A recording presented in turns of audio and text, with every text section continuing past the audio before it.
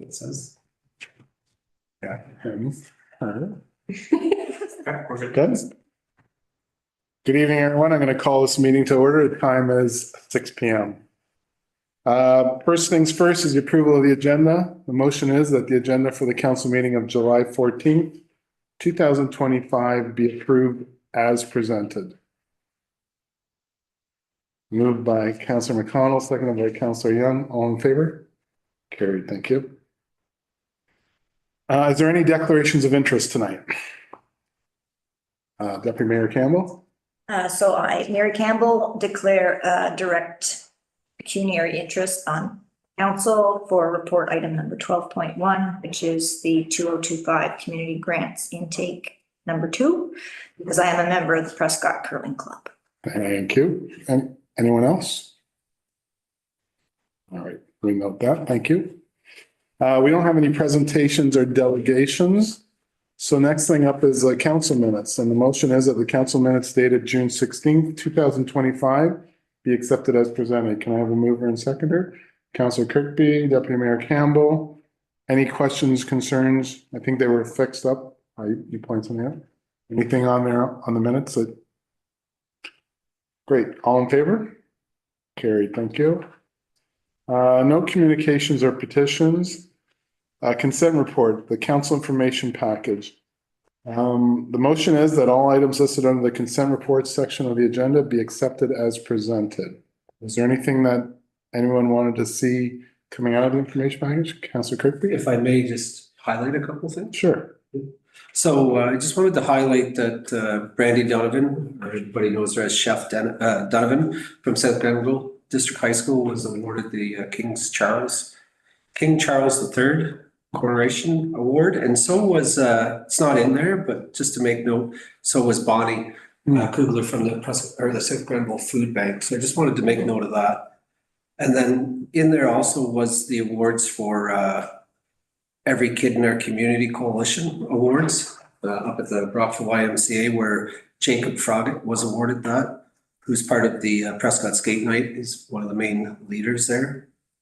And then I just wanted to make note of her well-written motion on strong mayors received support from another township. So I think that's great.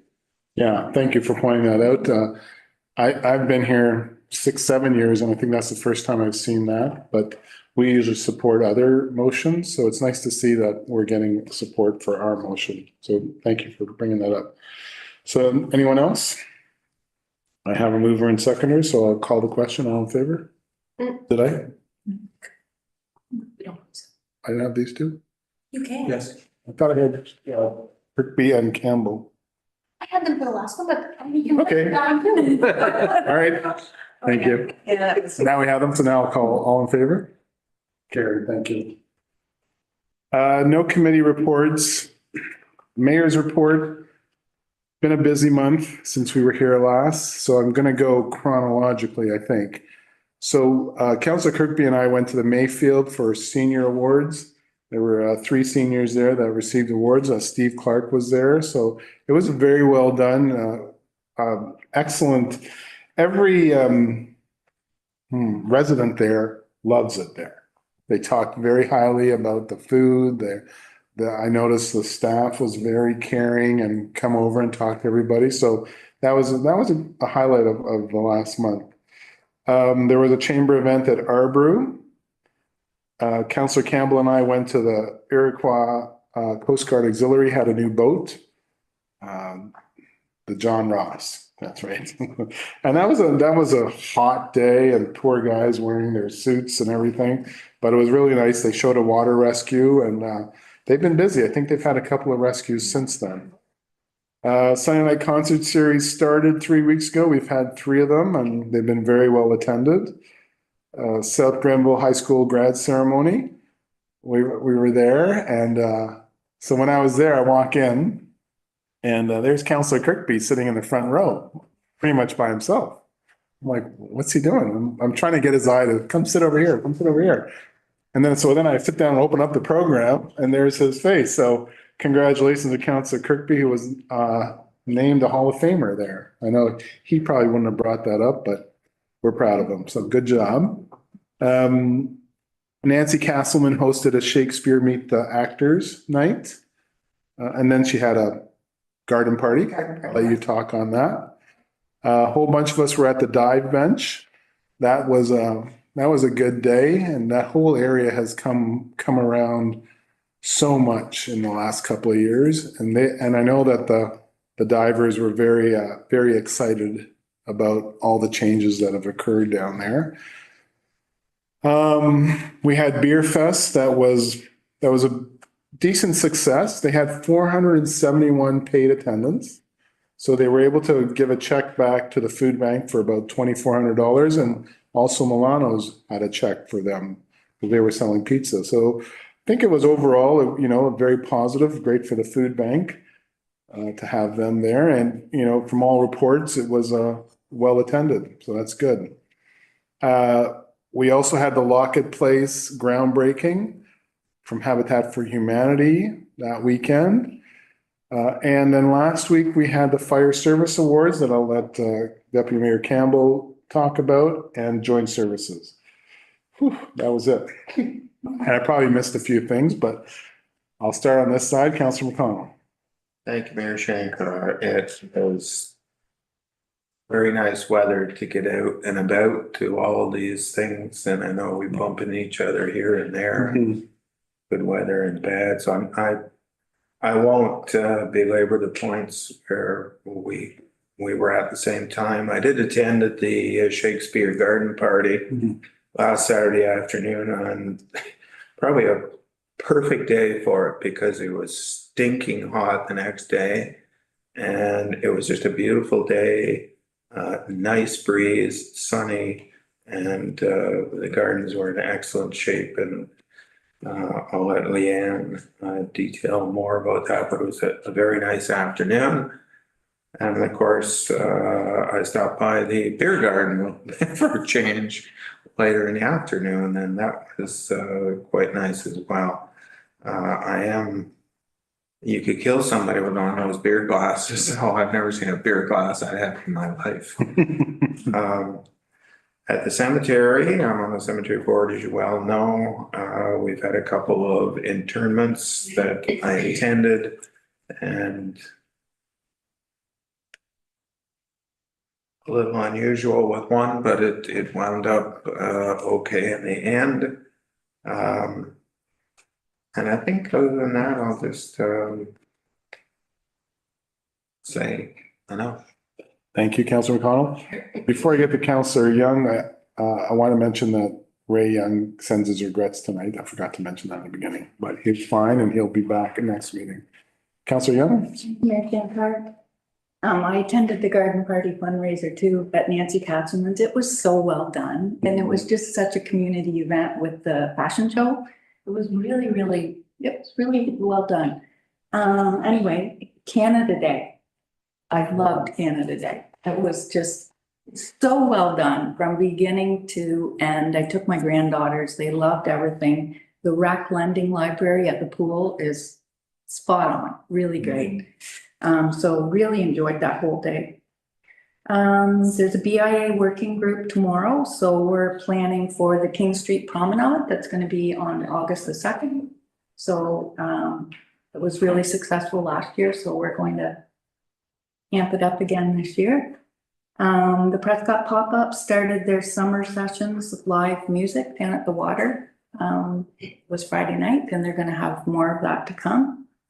What else? I went to the Sunday night concert with Ambush. It was packed. And like, you have to go more than an hour ahead now to put your chair there if you want a decent, yeah. So it's really good night. And I think that is everything for me. Thank you. Thank you, Councillor Young. Councillor Burton. Thank you, Mayor Shankar. I attended many different activities that already set around the table. The garden party and the fashion show was beautiful. Beer fest, music all day, and the prices of the beer was $4. It was amazing. I saw people carrying, you could buy a 6-pack of beer and take it home. The different craft beers that were there. It was great. Congratulations to Robert Gilmore on his retirement from the fire department.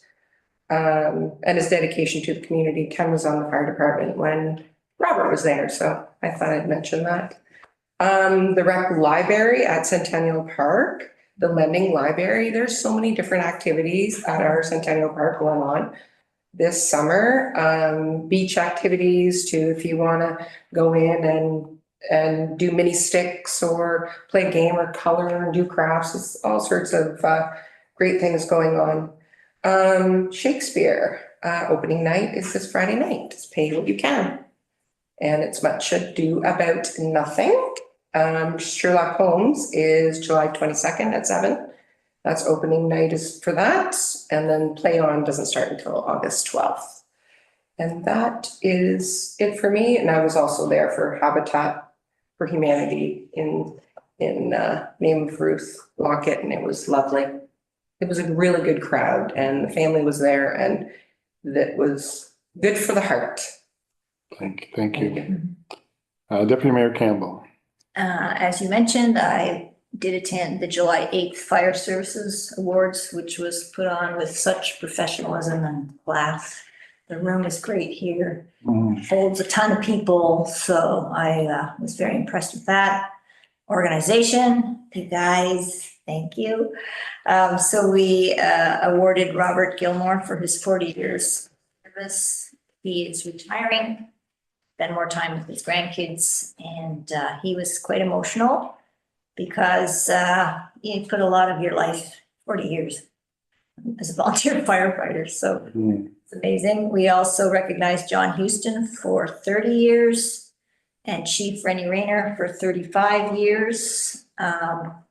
Bob Dixon was unable to attend, but he is recognized for his 31 years.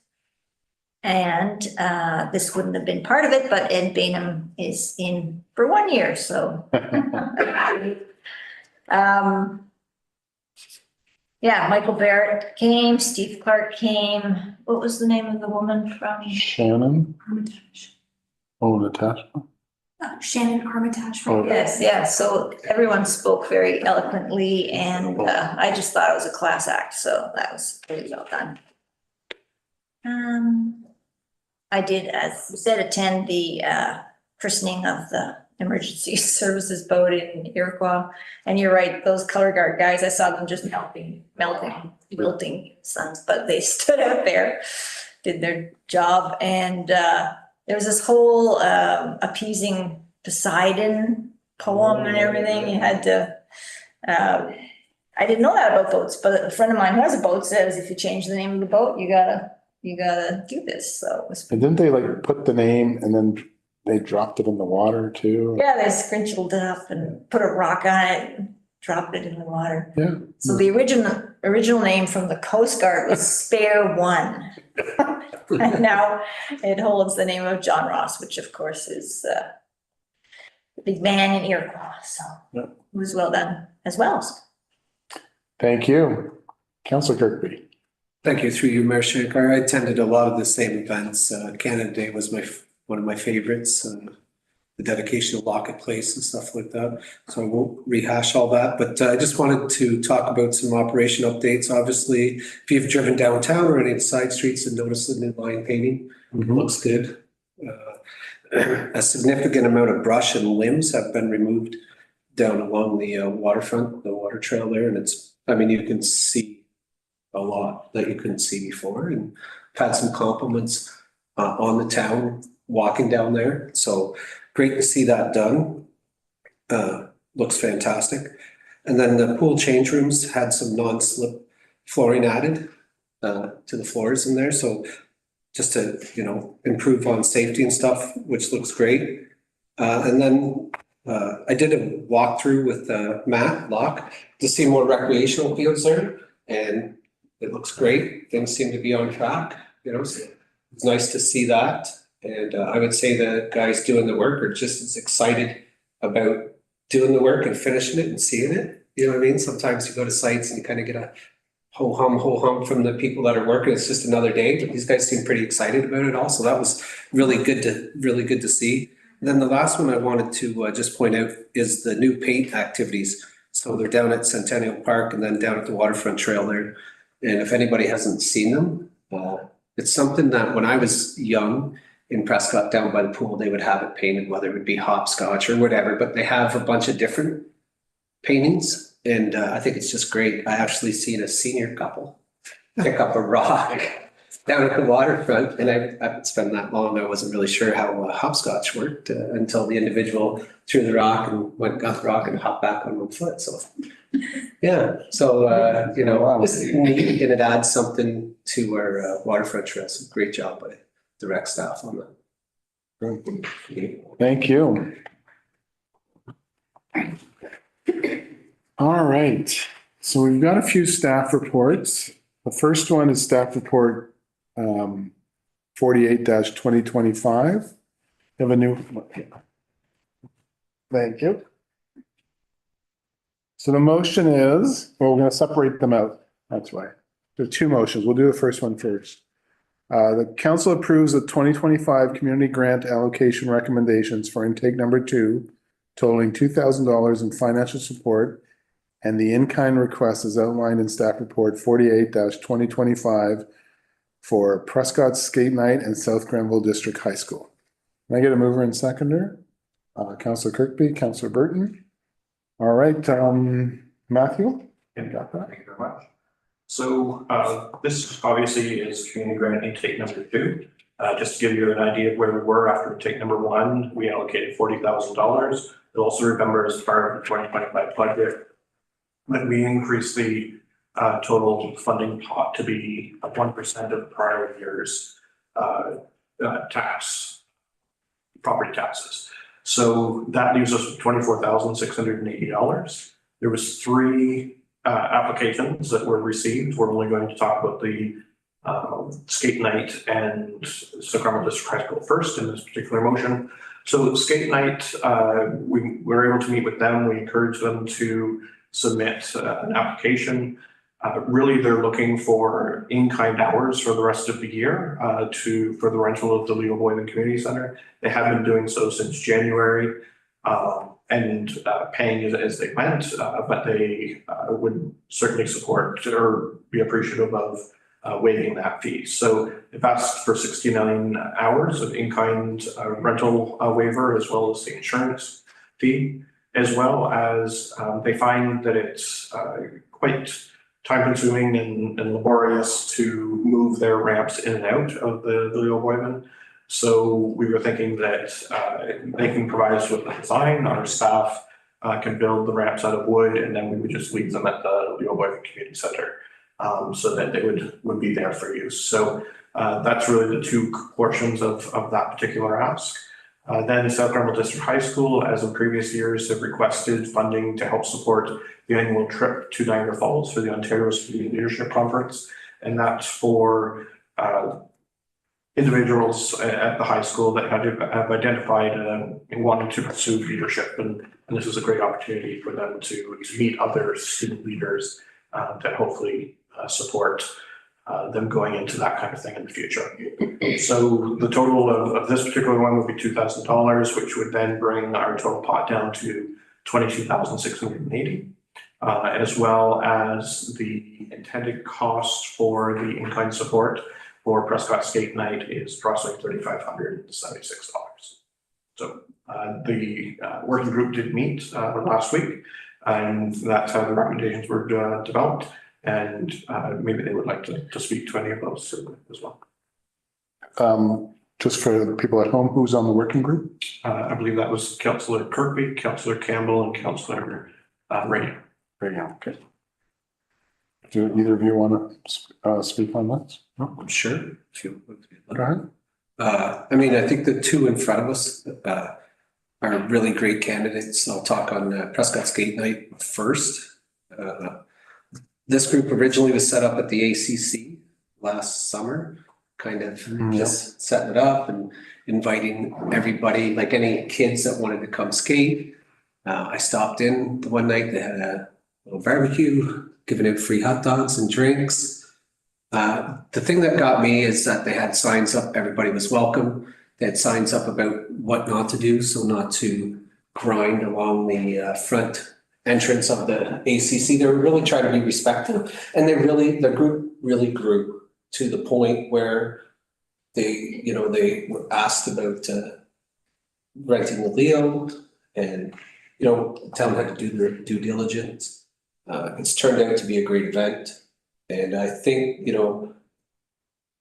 that a lot of the kids that go to this are not in other mainstream sports, and they're not at the library, and a high percentage of them are local kids. They get to go hang out, ride their skateboards, their scooters, all that different stuff. It's a safe environment. They're offering free food to the kids that come. I think it's a win for Prescott and the Prescott Skate Night to partner with them. It shows that, we're paying attention and supporting all in the town. So that's what I'd say on that. And then on the South Grenville District High School Student Leadership Conference, I think it's a great opportunity. I think some of the youth may not get the opportunity to partake in some of these events. So this kind of helps facilitate some of the cost. And then the main driver behind this student leadership conference is Christine Sloan, who we all know has done lots of great things, in the town and partnered with the town on behalf of South Grenville District High School. So I think it's just makes sense. I think, and in the past, she's always come back with the group. That's right. They've kind of done a little show and tell. So, Yeah. you can see the enthusiasm, you can see the benefits that it's created for these students. Yeah, I think for some of them, it gives them the opportunity to come out of that shell. Yeah. So. Good. Great. They also, they may turn around and come back and help the town in various events and. Yeah, absolutely. I mean, look at that group, the grade 7, grade 8 that are gonna do the historical stuff. I mean, that's fantastic. Anything further on those first two intakes? So, Councilor McConnell? Just a brief comment, if I may, I think it was Councilor Prescott. On several of these that came before us, asked the question, well, do we know how many of these people are from Prescott and how many of these people are from outside of Prescott? And as far as the skate thing goes, and until you said skateboards, and I was going to suggest that not everybody realizes what we're talking about here. You have skates, okay, skating, this is not skating, this is skateboards, and so that's different entirely from just going out and skating on the ice. So I'm glad you mentioned skateboards. So just for people that might be listening. But as far as the South Grenville thing goes, we have donated a variety of amounts of money in the past, and I'm certainly not against this $2,000, and I'll be voting in favor of it. But it would be interesting to know, given the fact that this is South Grenville District High School, not Prescott High School, how many of those kids are from outside of our community, and are our neighboring communities contributing to this trip as well? If they're not, they should be. Thank you. Thank you, Councilor. That might be something we can suggest on. I think, if I may, through you, I believe Cardinal Edwardsburg has supported it in the past. It's my understanding. I don't know if they went to Augusta, by the way. Seeing nothing further, I'm going to call the question on that first one. All in favor? Great, thank you. Okay, so Councilor Campbell is going to step aside. The next one is council approved financial support for the Prescott Curling Club application under the 2025 community grant intake number 2 in the amount of $4,300 as outlined in report 48/2025. So we'll get a mover and seconder, and I'll let Matthew speak to it. Okay, Councilor McConnell, Councilor Burton. Matthew, the floor is yours. So through you to council, Prescott Curling Club made a request for $4,300 of financial support. This is to build on the marketing campaign that started last year, as well as purchasing step-on sliders, support the preparation volunteers for the 2025 Ontario Olympics, Special Olympics that will be in November in Prescott, as well as supporting registration fees for the Swing and Sweep event, which is a partnership with the golf course. So I think if you remember last year, we provided some marketing dollars, and I believe what we heard is that they had a net 30 new members in this most recent season, 24-25. So I think that shows that investment has turned around and provided them additional members, which is fantastic because ultimately we want to help support sustainability. And I think this builds on that and also showcasing the town of Prescott in the curling club for the Ontario Special Olympics, as well as doing something really unique with the Prescott golf course, being able to do kind of a partnership there. So that really that's the intention of the funds, and the amount will be 4,300. It would leave us with, I believe, $18,380 in the fund, less whatever amounts that the Upper Canada Folk Fest has generates in ticket sales. So as part of the intake number 1, we agreed that we would fund up to an amount equal to their ticket sales, which last year I think was about 1,500. So the remainder is up to council and how they want to spend it. But I believe the working group felt that it would go into a reserve fund with the $2,800 from last year. And then if there's an ask between now and the end of the year, the council can consider that in a one-off situation. But if there are none, then there would be approximately $16,000 in a reserve fund to be able to support future requests as one may come along, as well as perhaps larger requests as they come up. Thank you. Thank you. Maybe I'll ask the question of you as opposed to individual members. Is there any appetite for intake number 3? I believe that was broached at the working group, and I believe I apologize I wasn't there, and so I'm filling in for Samantha on this, but I believe there wasn't at this point, and so just deal with anything that might come up between now and the end of the year. This is, I think, the second or third year that we've done a second intake. So, and then the first intake starts again in November. So there's not a lot of time between now and then. Just before we do move on from that, there's 2 points that I want to make when it comes to the group. They did want to take a look at recommendations for, let me just find where that was.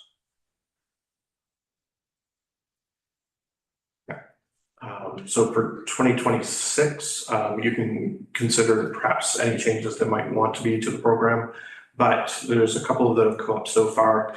One is that the possibility of adding specific streams. So perhaps a stream for youth activities or youth recreation, a stream for tourism type programs and events, and a stream for kind of the catch-all. If council wishes to do that, and they could allocate money across each of those streams.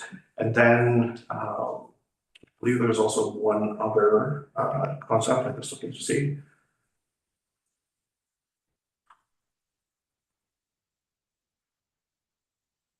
No, I think that was the major one at this point. Oh, sorry, I remember what it was. For non-organized groups. So groups such as the Prescott Skate Night, they don't fall under the traditional eligibility for the group because they don't have a board, they're not organized in the same way that our other groups are. So one of the concepts is that if we're waiving fees and things like that, where we're not providing a financial dollars to that particular organization, then do they need that same level of organization? So if we're just waiving fees, perhaps something doesn't fit in the traditional organized group, then that might be something that we could incorporate into the program as well. It would more be limited to in-kind requests, so that way we're taking away the risk of money and the fiduciary responsibilities, but still be able to support those groups as they move forward. That's good. That's wise. Thank you. Did you want to speak on the current club at all? Sure. Go ahead. I mean, I think that the Building Club is an easy one to support. I think over the last couple of years, we've seen them show a presence down at some of the events at the Christmas tree lighting event, even down at the farmer's market, and the pop-ups where they had the little mini rink set up. I think they've done a good job on recruiting youth there, and then recruiting other adults and stuff there. So I think, and another point that I'll point out is they are a taxpayer, right? You know, and so I think it's important that we help them, you know, stay afloat and continue to grow. Yep, good. Councilor Byrne? Just to add to that too, they also go into schools. Yeah. Yeah, Oh, which is really good. it's good. Yep, really good. Teaching the kids when they're just really little, and this is how you curl. And if you're interested, they do Little Rocks. I'm assuming still on Sundays. Yeah. So my understanding. So I have two in that. yeah, yeah, my girls did that too, and they enjoyed it. And I think, you know, having the Special Olympics coming, you gotta support that. Absolutely. That's good. All right, anyone else? So I'm gonna call the question, then you can come back. All in favor? Carried, thank you. All right. Okay, next up is staff report 49-2025, the Leo Boyven Community Center Condition Study.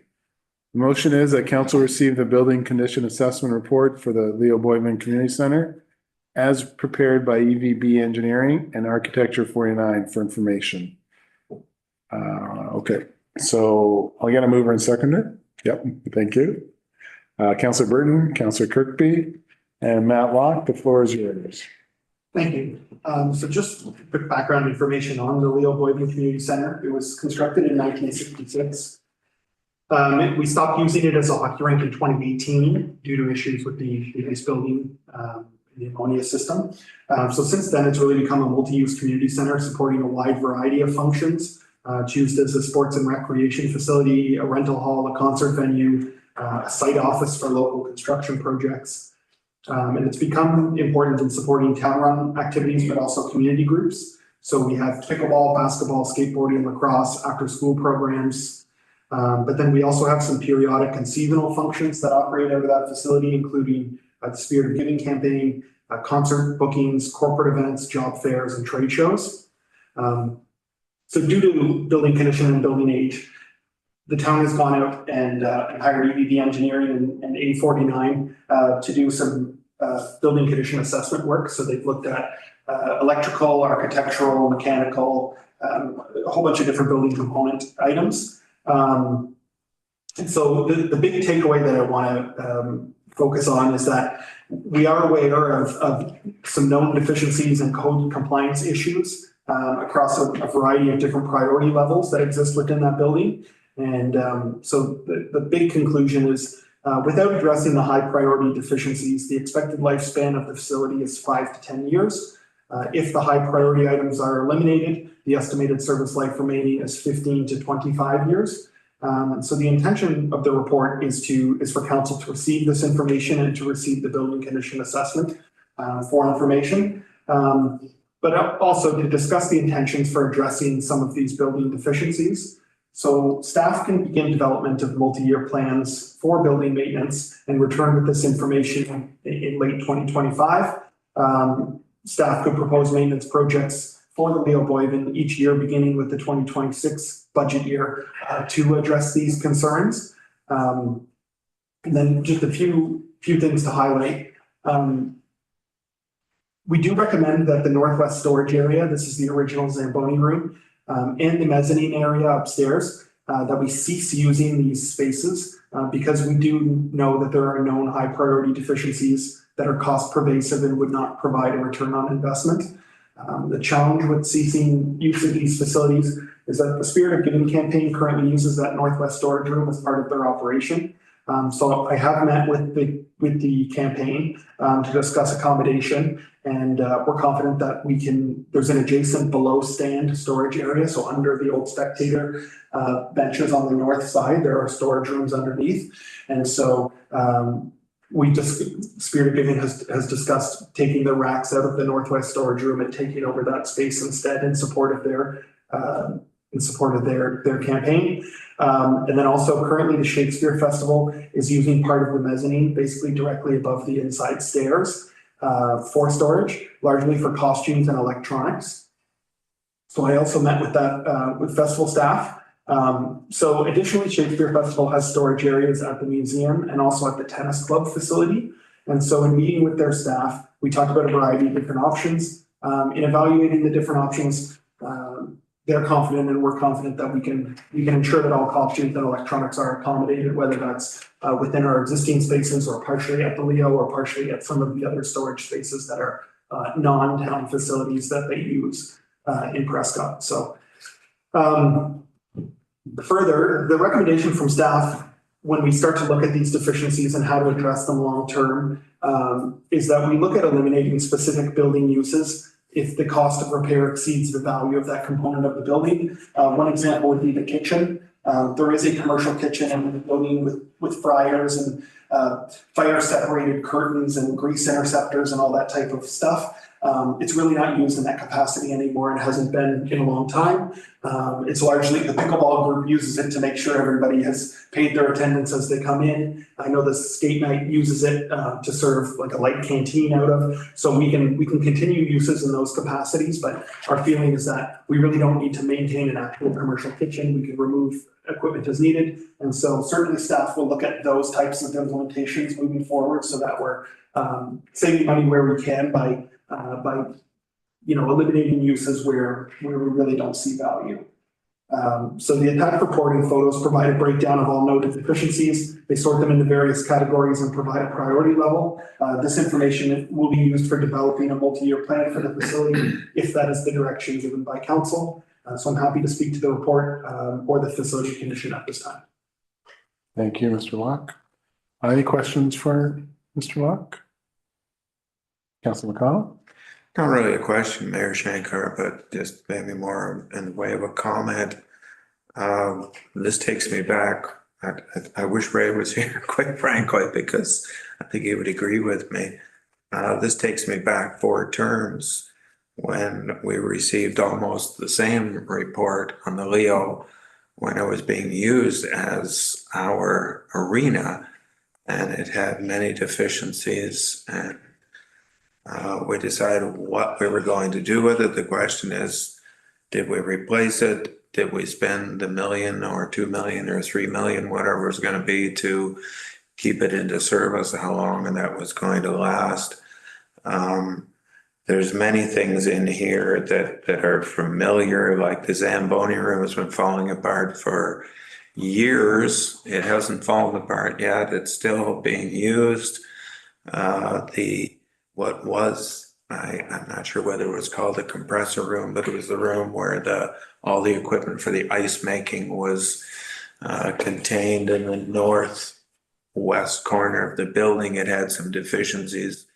They're repaired. That equipment is all gone, but the deficiencies tend to reoccur because we're in a climate where we have freezing, frost, heaval, and the building heaves a little bit and you have cracks up here and there. I believe in this report it's mentioned that we have another report that this is just, there's no decision or anything coming here. It's for information, but I believe this is in conjunction with, or just to give us some thoughts before another report coming in the fall on the usage and the proposed usage of this building in the future. And I think that is the time when we need to take a serious look at what we're going to do with this building. Because at the end of the day, if we agree to spend $1.2 million on all of these things over the years, fixing them. And as Matt has just mentioned, some of those things we don't need to be fixed. We can just quit using them. So that will bring some things down. But there are other things that haven't been mentioned in here, like the roof. At the end of the day, if we spend the 1.2 million, and my experience over time here is things tend to wind up spending more than you would expect, and other things happen to crop up in the meantime. 1.2 can turn into 2 or 3. And at the end of the day, we're going to have a building that we have spent a couple million bucks on maybe, and that is only going to be good for 15 years or so. And then what do? I think when this report comes back to us in the fall about the future uses of this building and what we have used it for, which has quite frankly been a huge surprise to me, that this building, which was a hockey rink for years, and we had a trade show maybe in the spring and sat there largely for the rest of the year, that has been able to be used for so many things in this community. It is shown me that it's brought people out of the woodwork, playing pickleball, playing the ball hockey, playing a variety of things that we never really considered before. So I think the question to me is not so much, do we spend the money on this facility over the course of the next few years? Is, do we need a facility like this? And going forward, what are we going to do to provide a facility like this? There are many things in that rink that obviously we don't need. We don't need a Zamboni room. We don't need the change rooms down, locker rooms down below. It is a Butler building and they have a lifespan. It's not like this building, which is almost 100 years old. And granted, we have spent several million bucks on it, but it's probably good for another 100 years if we spend another couple million bucks on it. A Butler building, it doesn't work that way. They have a life expectancy. So I would like to see us going forward, and believe me, I'm not advocating dropping the Leo tomorrow, but I would like to see us going forward to reach out to those community groups that use this, see what they have in mind as far as expansion goes or continuation goes. See what we feel, our staff, having interacted with these people, feel that we can use this building or a like building for, and even where a building like that should be located. Because let's face it, we have a brand new facility in the north end. And if we simply popped an extension onto the north end of that without any change rooms, without any washroom, without any canteen, that took the use of the ones that we've already built back there, can we supply the same but can we supply the same facility in a brand new building at much less cost and much less maintenance? Or the location where the Leo is now, it certainly provides things for the downtown area that wouldn't be provided by building out here. Should we put a new building up in that location, or build a building on the parking lot, which we actually own? We don't own the spot where, a lot of people don't realize this, we own where the parking lot is. We don't own where the actually Leo sits. So we could actually put a building up where the parking lot is, use the Leo area for parking. And depending on what we are using it for, do we actually need a building as high as the Leo? If we don't, that would bring the cost down. Do we need a building with stands? Do we need stands for pickleball? Not really. That would bring the sides in. So to me, it's a lot to be looked at there before we ever decide to go ahead and spend more money on the Leo. And I think coming this fall, that would be the start of that discussion, the start of a new discussion, because as I said, 4 terms ago, we actually had this discussion in regards to, but that was as a hockey rink and times have changed. So I'm looking forward to the fall, to the discussion on the entire situation and going forward from there. And I think it's good that it comes at this time because we have a council that has, well, 3 years under our belt. So it's not like we have a brand new council that has maybe 3 or 4 new people on it like we did this term that really don't know the past and what's happening and what's going on. This council's been here for a while and they know what we've experienced. They know what's happening. So I think it's a good time for the discussion to come along. Thank you, Mayor Shaker. Thank you. All right, anyone else? Yeah, through you, Mayor Shankar. I'll be honest, I mean, I thought of the same thing, right? Like, it'd be better to spend on what needs to be done or try to get something. One thing I do know is that that space has provided a lot for the community and the surrounding community, right? And I think I would hate to lose it, that's for sure, because we've lost what was Parish Center, the Oddfellows Hall, right? So there was places that had gyms before that were, you know, kind of multi-purpose, but we've lost them now. And most of them the only one is the Leo and then the schools in the area, right? The schools are a little bit difficult to navigate for some of them sports. So I just, I think, you know, I think we really should be looking at, you know, what we need to do in that 1 year block and get it done.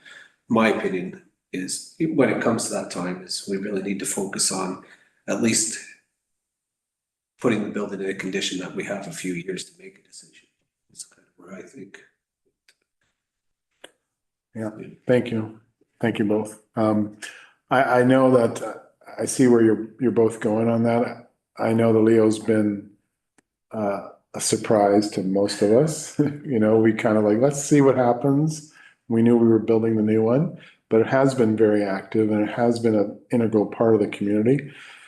I don't know if we can afford a capital cost on rebuilding that, like another community center, because we still have the Seymour Recreational Complex, you know, phase 1, 2, is there 3 phases to that? Yeah, there's 3 phases. And I had a prominent community member ask me what's going on back there, and I told him, and he says, well, you haven't asked for any money yet. And you're still going ahead with this? And I'm like, yeah, we're still planning to go ahead with it, but I'll put your name down.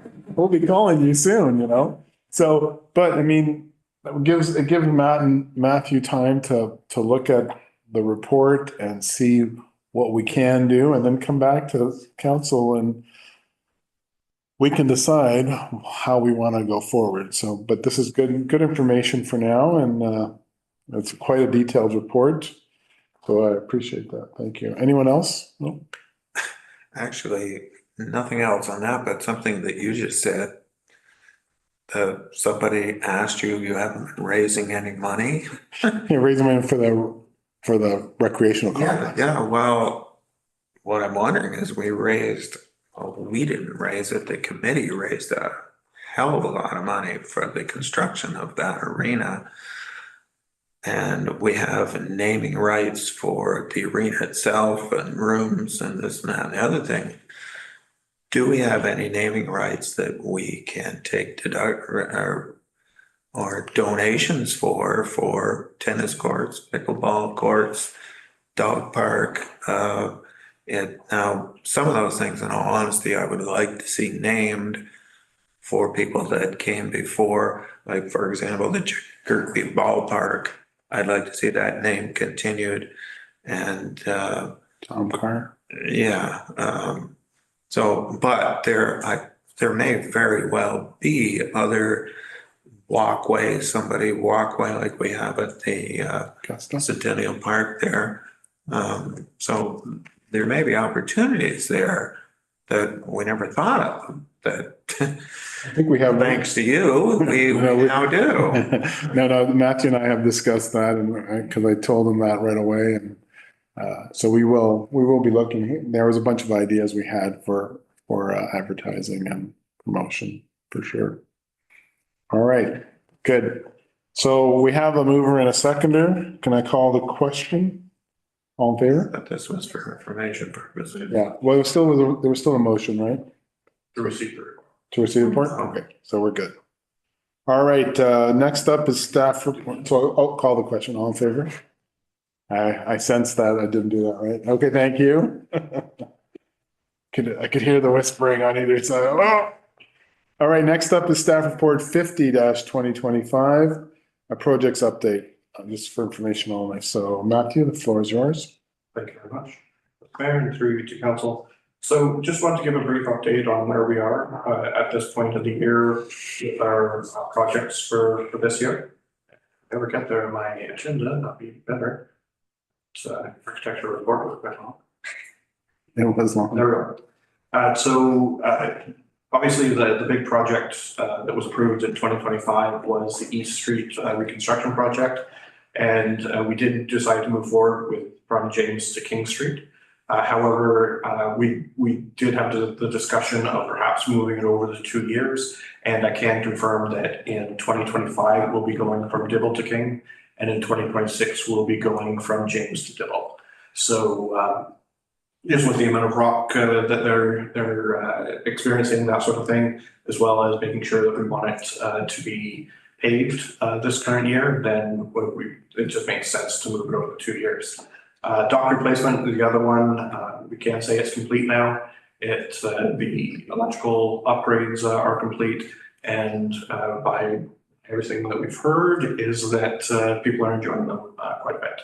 It was obviously a monumental struggle to get to the point where they were complete, but we are happy to say that that's done now. We're still waiting on the outcome of the River Roos bus application grant. Truck replacement has been done, purchased from Riverside. I think they were great to work with in terms of being able to offer the corporate discount that's set up for Ontario and municipalities. So that worked out well. And just looking at some of the other ones, the HVAC unit, Town Hall was replaced. Pool repairs went quite well. It was repairing some of the stucco and whatnot on the pool. So that went well. And also Matt mentioned, and I think Councillor Kirkby mentioned as well, just that we were able to find a different material to put down in the change rooms at the pool. And it's a non-slip type of material. And I think that went quite nicely, and it was a nice improvement to that.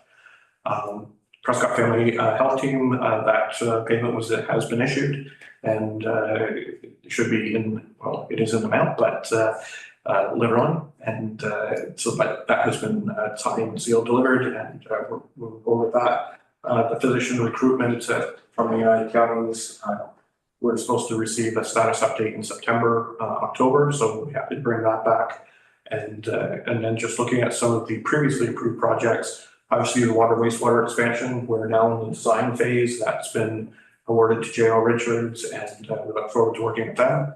The rec complex is moving forward. It's currently on budget, a little bit obviously delayed because we had a very weird spring where it was cold and wet, and so it certainly gave us the opportunity to make one change order to that project within the contingency to actually add some what do you call it? Tile drain in the fields themselves, because the last thing we want to do is spend $1 million and not be able to use them until August in terms of the soccer fields. So we did work with the contractor. We looked at that, made the change order, and so that would be a good improvement moving forward. And we are happy to say that it has dried up and it's going well. We're expecting, I think, paving to occur sometime in the next 4 weeks, and concrete and that sort of thing. So we are moving that along, and we're looking forward to starting to use some of those facilities this year. And then we want to let the soccer fields sit for the remainder of this year once they've been planted, to make sure that the grass is well rooted and before people start playing on them. Just some other items, marketing, branding strategy. I think we're moving towards the end of that project. So coming back to council in the next couple of meetings. And then there's some items that are tied to that. And as mentioned previously by a couple of members of council, the rec lending library that we approved a couple of years ago in terms of expanding it. I think we now call it the rec room at the pool building. And it's been a really good addition to that whole Centennial Park area.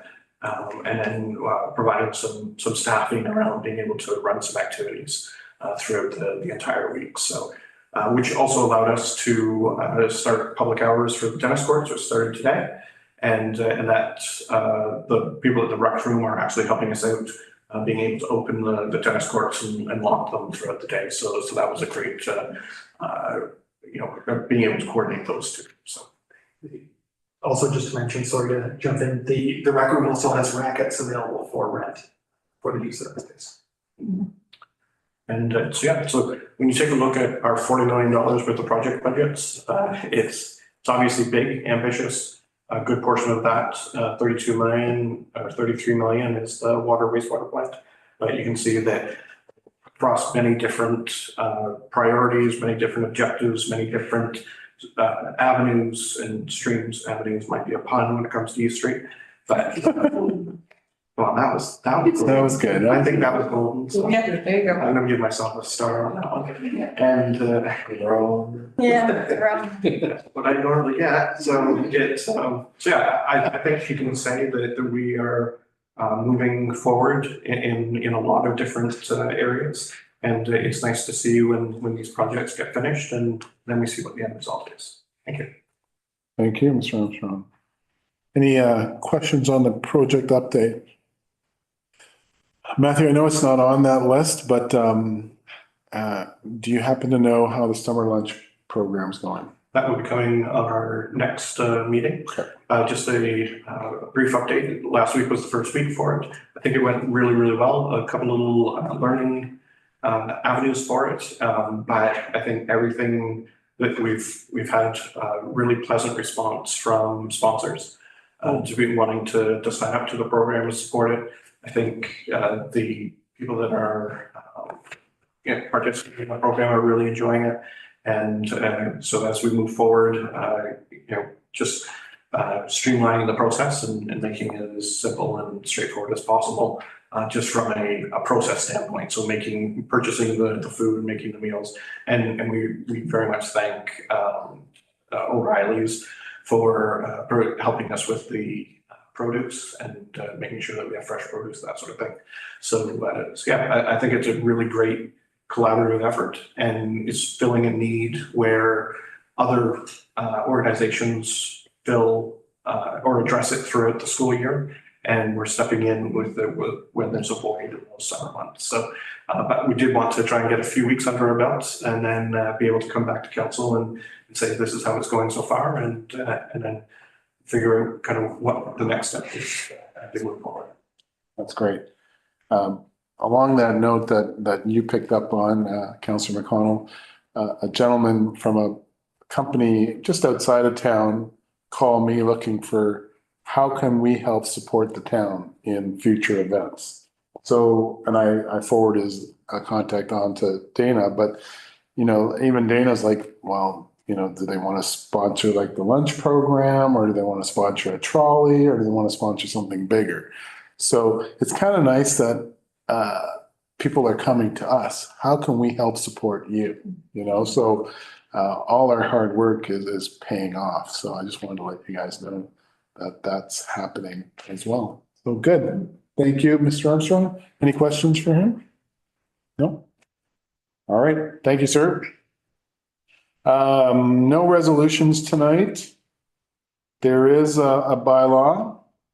14.1 is bylaw 33-2025.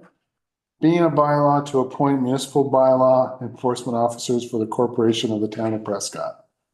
The motion is that bylaw 33-2025 being a bylaw to appoint municipal bylaw officers, sorry, for the corporation of the town of Prescott be read and passed, signed by the mayor and clerk and sealed by the seal of the corporation. Can I have a mover and seconder, please? Councillor Burton, Councillor Kirkby. Matthew, you want to speak on that or? Okay. So we did, as part of the 2025 budget, approve a full-time bylaw officer, and that's in a change from where we were sharing with Augusta previously. And so I'm happy to say that we were successful in that recruitment, and Brock McPherson started last Monday.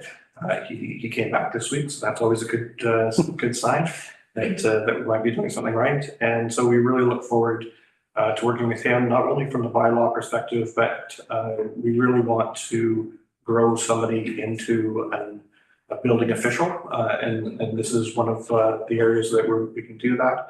And so we look forward to investing in his education as well as kind of addressing some of the bylaw issues that it's a thorn in everyone's side on a regular basis. And so if council has anything that they want us to focus on or stress when it comes to bylaw enforcement, and certainly let me know, and we'd be happy to put Brock to work on that. Thank you. Councillor Through you, Kirkby. Mayor Shanker. I was hoping to see Councillor McConnell and my name on that list. I walk around town very often. I don't think it works that way. It's the appeal authority for Well, there's enough to. look at it. That's right. For tickets, I believe that might be probably. But certainly it's something we could consider. Thank you. Future. There's a few names on here that I don't recognize. So in terms of John Buffett, he fills us in for us from time to time from Edwardsburg Cardinal. Okay. He's been helping us since Daniel left. And then Roger Hutman, who is the building inspector for Edwardsburg Cardinal.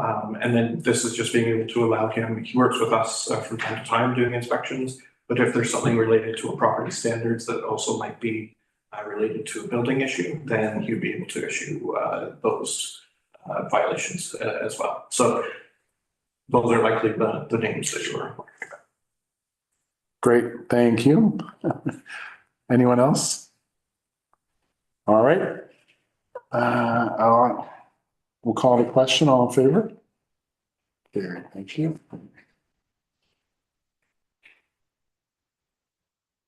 Okay, next up is new business, and we have 15.1 is the Municipality of North Grenville Bill 5, Protecting Ontario by Unleashing Our Economy Act 2005. Okay, so this item was pulled from the information report at Deputy Mayor Mary Campbell's request. So I'll let you start, and then I know Matthew wants to say a few words.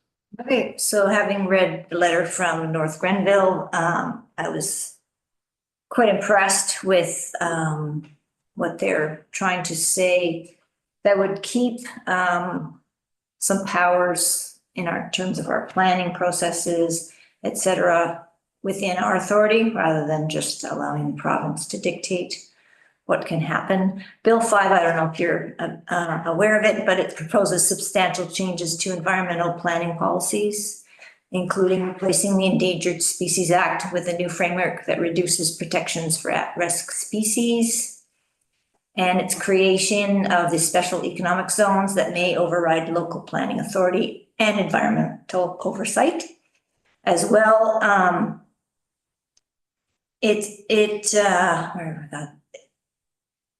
it doesn't uphold the rights of Indigenous peoples as affirmed in Canadian law through the United Nations Declaration on the Rights of Indigenous Peoples Act. So this, again, is, I don't know, I feel it's a travesty that we can just walk over. I know it's important, we're supposed to be building houses and creating better economy, but when you're walking over at-risk species, Indigenous processes and our local planning processes, it seems a bit much. So I'm asking, proposing that the town of Prescott supports this letter as we do other letters. Okay. Thank you. Matthew? So I thought, and it's completely up to council in terms of the process going forward, but it might be helpful to have Tim Fisher, our planner, kind of weigh in on the impacts of some of these items. There are areas of the act that might be beneficial to the town of Prescott. One thing that is unique about the town is that we have a very limited amount of space left when it comes to developable land. So in some aspects, this might be beneficial.